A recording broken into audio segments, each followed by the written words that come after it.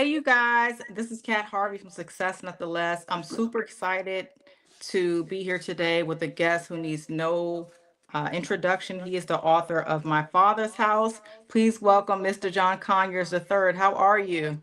I'm excellent. Thank you for having me, Kat. It's a pleasure to be here. How are you?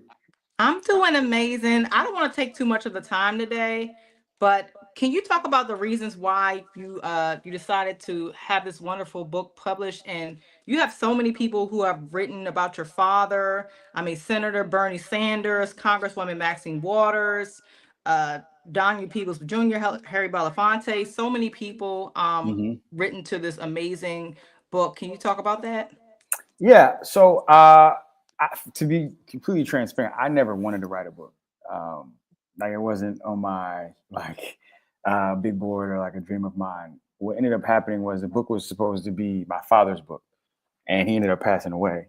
And so we had a proposal and parts of a manuscript, and um, I ended up firing his agent and finding a new agent, and it was literally, my agent was like, listen, if you want to put this book out, it's not going to be the project that started with your dad. You're going to have to write the book.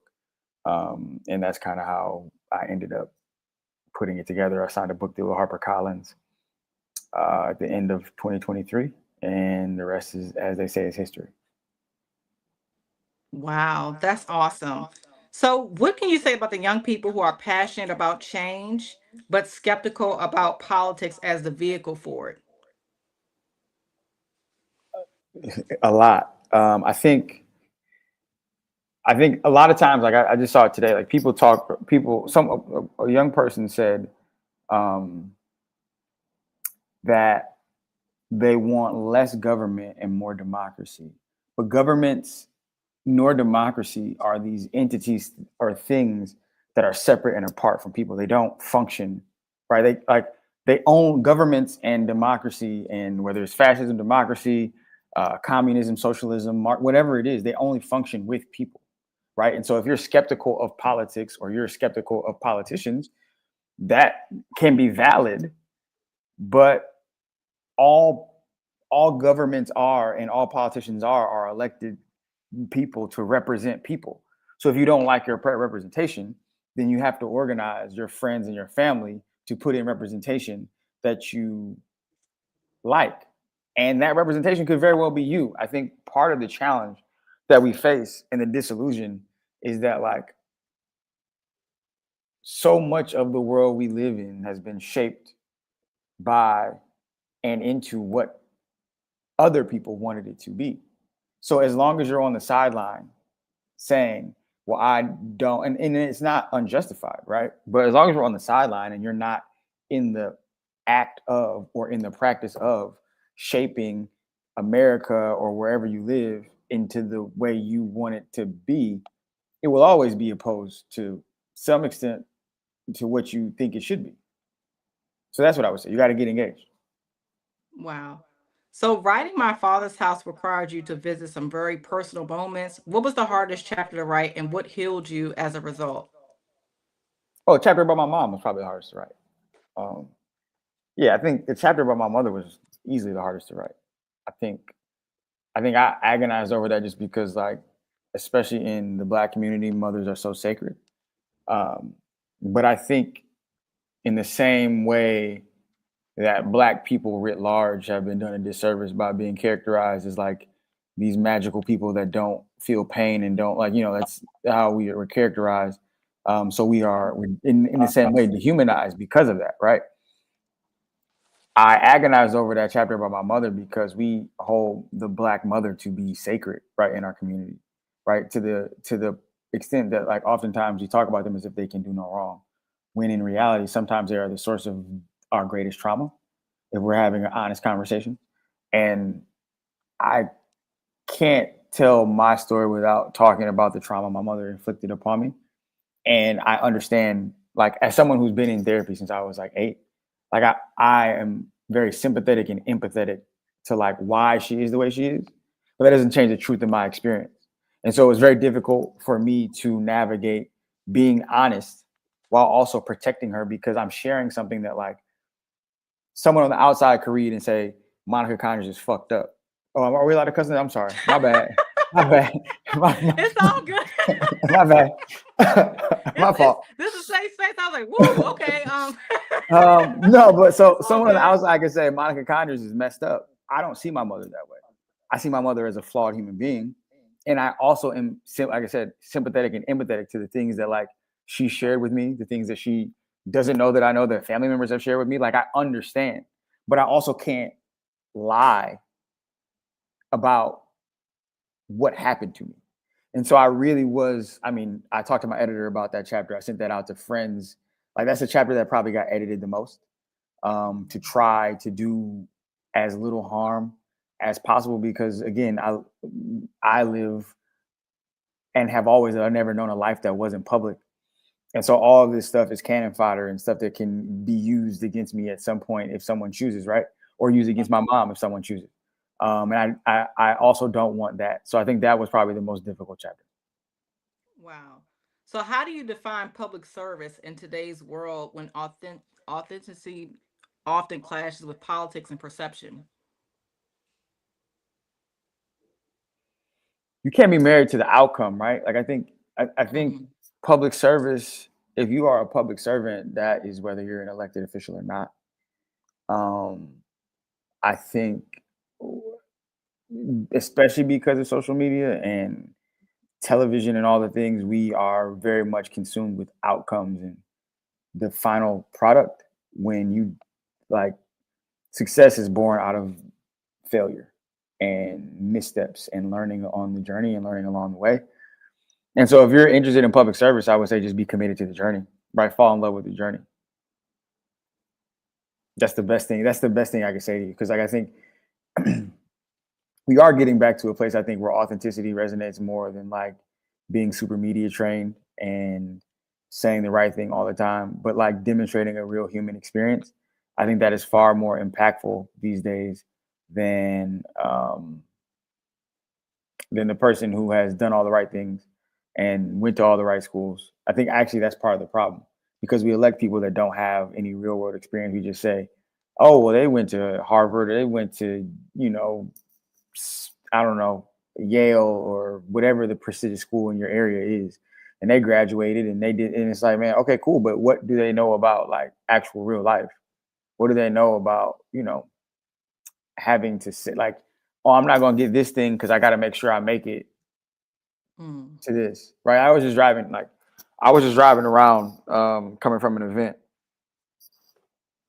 And they're doing, finishing up some road construction here. Um, but in Detroit is how it's marked is fundamentally different than how it's noted and marked in the suburbs. So in Detroit, I went to go get on 75 to go to 96. I know this means nothing to you or your viewers, but long story short, I was trying to go west. I was trying to go northwest. There was no posting that said you can't enter 96 this way like you normally would, and so I had to go all the way east and then make come back around to go west, which like I'm a person who like I don't care about missing my exit. I'm not trying to go across four lanes to get on my exit.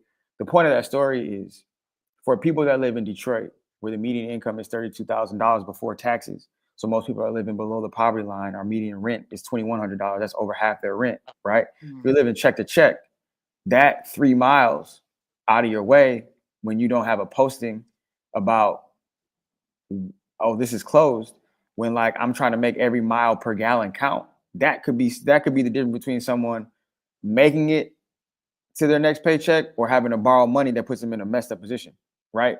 And so I think that these are things that like people don't think about. So I think from my perspective, you got to fall in love with doing the work and be aware of what people are actually dealing with. Wow. Yeah, you once you get into directions, I was like, yeah, that's not my lane for sure. But yeah, I'm just saying, like, if you're going out of the way, if if Right. if you're supposed to be going this way, and you got to go 4 miles out the way this way to come back this way, that makes it different. Because if you go 4 miles this way, then you got to come back 4 miles this way. That's 8 miles. That's 10 miles. That's true. Very true. Okay. So one of the things I commend you on is knowing your roots, knowing your history. And I think that's a problem now in our culture. I think a lot of times we don't know our power because we don't know where we come from. So talk about how important that was to you. It was important to me just because so I'm on the spectrum and I'm ADHD. So a lot of what I do and how I talk about things is um, through like a big aperture, right? I like to see the whole picture, right? So I can't tell my story without telling my dad's story, and I can't tell my dad's story, right? Like you can't tell the story of John Conyers or the story of John Conyers Sr. Because if it's not for my grandfather coming up here and being a foundational member of the UAW, John Conyers Jr. doesn't get to be Congressman John Conyers, longest serving Black American congressman in the USA. That doesn't happen. And I think that like my grandfather is, I mean, if people at the time cared to tell the story, he deserves the book in and of himself, right? Just how he even made it to where he is. So I think for me, it was just important, just to put who I am into context. And then the thing I always say is that like we all exist within the context of our collective past. Like you are not here if not for what happens between your parents and your like that's how we all come into being. And like that doesn't have to like um cage or jail your future or what you become. But is it, like, to your point, it's important to understand where you come from, to understand the why, what it took, the sacrifices it took for you to be here, and for you to actually appreciate that, especially in a country that does not value the lives of people of color. Like our citizenship, our citizenship, our rights, our personhood, our humanity is an amendment to the Constitution, right? So, you know, that's something that's why, again, to go back to your earlier question, that's why politics matters. These are policy things. Hmm. Okay. So if legacy had a sound, what would yours sound like? Good question. If legacy had a sound, it would sound like jazz, I guess. It would An sound like jazz. artist, a song? John Coltrane, anything by John Coltrane, maybe Miles Davis. Um, yeah, something like that. Okay. If your father could give you one sentence of advice for the road ahead, what do you think he'll say? Oh, everything is connected, little by little, day by day. Like he always used to tell me that everything is connected, and he would also always tell me that um, you have to do everything all at once, right? Like I think I tell a story in the book about how like my mom would always get mad at me for not cleaning my room or not having my room clean, and my dad would be like, "Listen, bro, your mom now is a problem because your mom is talking to me about it. You don't got to clean it all at once. Do a little, put a little bit of stuff away day by day, and then your room will be clean." And it's the same thing for anything you're working on, whether you're writing a book, um, you are building a company, you're dating a person, right? Like you're not about to learn everything about that person in a day. You're not about to build a solid foundation in a day. You're not going to build $1 billion company in a day. It takes small efforts every day towards getting towards that goal. Um, so yeah, I think that would be the advice. Do you ever feel that legacy can be a both a gift and a responsibility? Yeah, I mean, I've never thought of it as a burden. It's a privilege. I think the biggest thing that a lot of us with names, like big names or names that precede us, kind of have to be mindful of is like the folks that came before us didn't do all of this to for us to be chained to like their version of what life is supposed to be like. Like my dad didn't work as hard, not only for me, but for you to have to do anything you didn't want to do, right? Like my dad was a civil rights leader, so he fought for Black folks to have, and just all people to have rights, inalienable rights to be able to live freely. And so I don't, it's a gift for sure to be able to be my father's son and my grandfather's grandson. And the responsibility is to do something of substance that carries on the good name from my perspective. Like, it doesn't have to be politics. My dad never forced me into politics. It's just really about aligning with my family's mission is service. Like, we're a service. Like, it doesn't matter who you are. As like, we're just a service driven family, a vocational family. Like, my cousin, she has a jewelry company, but it's very much like she quit her corporate career to do it, even when she was making no money. We're just very vocational driven, and like, even if I'm not making money from this thing or it doesn't pay me the most, like, I'm committed to that. So I think like that for me is what I think of legacy. We're just a vocationally driven family. Okay, I gotta ask you this. Hmm. So, what made you go with a company versus self-publishing? Uh, I have I mean, it wasn't anything like um, magical or anything crazy. I just, I think there's a certain. It's the same as like like signing a record deal versus like putting out a mixtape for free, right? I think there is a certain level of validation that does come with. No, I say that because I used to be a songwriter, Okay. and I've written really big songs, um, and there's a difference between in terms of support, in terms of validation, external validation, like whether for better or worse, there are external validators that open doors for you For that sure. like self-publishing just does not. Like, and I say that with all due respect um to self-publishers, because anyone who writes a book, it is a serious and large undertaking that should be commended. But having the ability to, once I got an agent, it just didn't make sense for me to invest the money to put out my own book when I could get paid to write a book whether it succeeds or fails. Like, it just, the value proposition just made more sense to sign a deal. Okay. Respect. So, what's one leadership lesson your father taught you through action, not words? Um, Plant trees you'll never get to sit under, whose shade you'll never get to sit under, right? Like, whether that's reparations, whether that's Medicare for all, whether that's the Humphrey Hawkins full employment bill. Um, you know, my father left behind legislation that people are still working toward today, which, like, if he didn't author that or if he didn't put that into the congressional record, who's to say whether anyone would have done it, right? So it's not about like the lesson there is not, it's not about whether you, again, falling in love with the journey. It's not about whether you get to see the promised land. It's about, I'm going on the journey and I'm walking towards it. And like, if I die along the way, I have charted a course that like my people can follow, and we can keep moving in the direction towards progress and towards um, harmony. So, I got to ask you, were you ever nervous in this journey, because you have a lot of lights and a lot of people that I'm sure watch you, whether they say anything or not? Does that ever like cross your mind? No, never. Okay. I don't get nervous. I mean, there's nothing to be nervous about. I don't, I, I don't, I don't know what I would be nervous about. I think I talk about in the book. My dad really, really empowered me to be who I am. So if you don't like who I am, or you don't like what I'm saying, you don't like what I'm doing, that's fine. The guy, like, and also not having, one of your biggest cheerleaders here to see your success anymore. It's like, all right, like, who are you if you don't like me? Mm. Like, I don't care. Like, just being frank. Nothing for me to be nervous about. So, who pours into you now? I don't know. It's a good question. My friend. Your I got great friends. friends. I got great friends.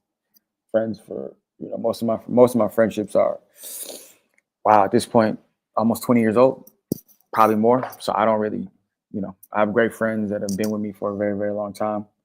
I love them, cherish them. That's probably what my next book is about. So yeah, yeah, my friends probably. So, what's a moment in the book that almost it didn't make it, but you couldn't leave it out? Hmm. I've never been asked that question before. That's a good question.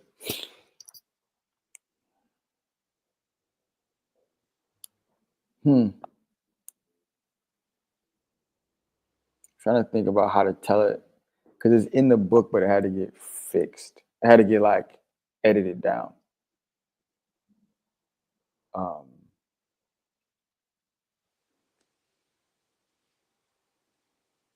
um, there's there's a story from like a political elder that like we couldn't really say like it is about a family friend who on the paperback cover you will see their name. Um, but like I had to remove the political person's name and the the political like I had to move the party member, like the person who is in the part of the Democratic Party for the state. I had to remove their name and I had to remove the political actor's name, Mm. and kind of like talk around it. But that's I mean I don't really. Again, I'm not. There's nothing in the book that is a lie. So it was nothing for me to really like not talk about. It was more so like there's stuff in the first chapter where I talk about a songwriter I used to work with, or a rapper I used to work with, where like my publisher just made me take out their name because like I don't know. Other than that, like I don't really. There's nothing that I really like have.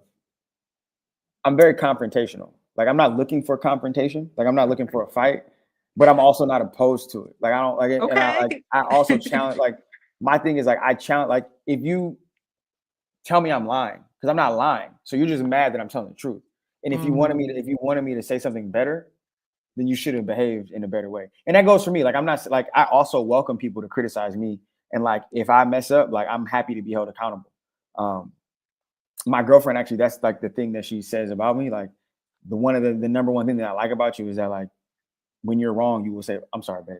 So like for me with the book there was nothing that I was afraid to talk about because like tell me if I'm lying tell me how I'm lying, tell me how I'm wrong, and that hasn't happened yet so I Okay. you know What they say, talk your talk, right? listen, I don't pull any punches, which is Okay. maybe that's my problem. So people often inherited houses. So what have you rebuilt inside yourself to make my father's house truly your own? mm,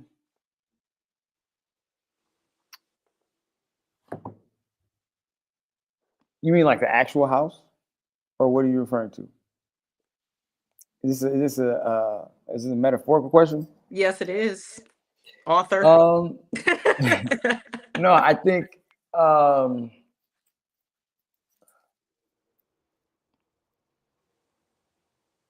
I really had to like um, some of the work that me and my dad talked about doing, or things that we talked about me doing. Um, I had to take a step back and like assess the how of it. There's stuff that like there's things that I should be, and I don't really do I don't talk about should a lot, but I do have like I don't believe in it, but there is the circumstance that I'm currently in the political apparatus in Michigan is by virtue of things that were beyond my control. And in order for me to achieve the things that my father and I discussed, I had to like take a step back and um I wouldn't say humble myself because I'm not like I don't think that's the appropriate word. But I would say I had to kind of surrender to the things that are out of my control and like, oh, this is how y'all want to play the game. Okay, I can play this game, but just know when I get to the place, I'm gonna play the game right back. So I think it really was just adjusting my sails to in service to the greater good that my father and I discussed way back when. So what is your message to black men, especially the young black men? Heal. Mm. Take your ass to therapy. No, I'm so like you're that. I'm so serious. Heal. take your ass to therapy, read, um, get an education, Mm. legit get an education, learn how to think critically. Um, but that's my message. Like, and get politically involved. Like like everything that has happened to Black people is a policy choice. The government is not something that is separate from you. It is made up of people. You have the ability to participate in government. You have the ability to participate in economics. Even if you don't want to be a politician, if you want to be a rapper, if you want to be a painter, if you want to be a designer, all of those things are controlled by government.